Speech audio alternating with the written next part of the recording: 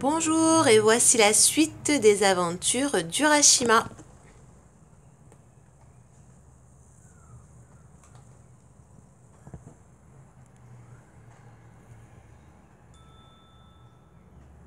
La princesse, elle était triste, mais elle s'est rappelé qu'Urashima, il l'avait laissé repartir quand il était pêcheur.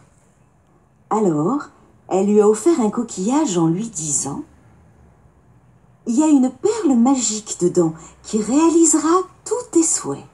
Mais surtout, n'ouvre jamais le coquillage pour essayer de la voir. » Urashima, il a pris le coquillage magique et il a promis qu'il ne l'ouvrirait jamais.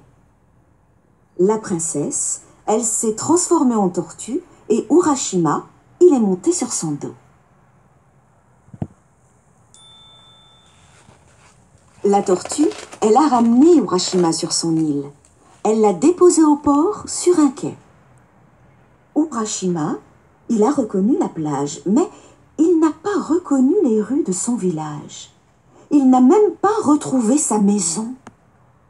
Il y avait des pêcheurs qui réparaient leurs filets, mais Urashima, il ne savait pas qui c'était.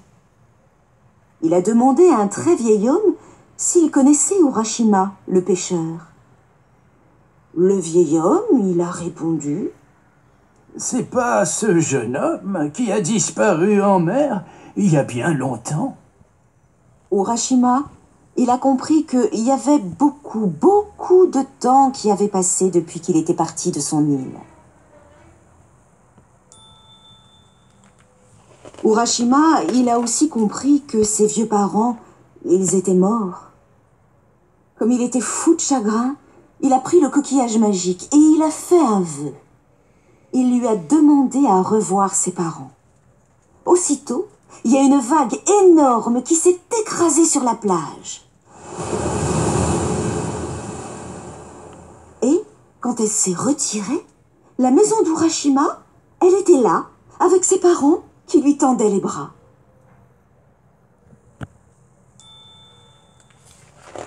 Tous les gens du village, ils se sont approchés pour faire des demandes à Urashima. Urashima, comme il était très gentil, il a fait exaucer leurs vœux. Mais les soldats de l'empereur, ils ont appris qu'Urashima, il avait un coquillage magique. Ils sont venus le voir et lui ont demandé si le coquillage, il pouvait fabriquer de la monnaie d'argent. Quand ils ont vu que le coquillage, il pouvait fabriquer de l'argent, les soldats, ils ont confisqué le coquillage. Et ils ont essayé de l'ouvrir. Urashima, il les a suppliés d'arrêter, mais ils ne l'ont pas écouté.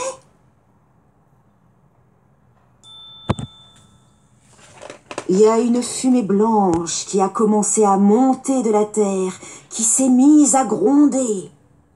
D'un seul coup, les cheveux d'Urashima et de tous les villageois, ils sont devenus blancs. Et leurs visages, ils sont devenus tout ridés. Puis, la tempête, elle s'est levée et il y a une vague gigantesque qui a surgi de l'océan et qui a englouti le village. Tout a été emporté.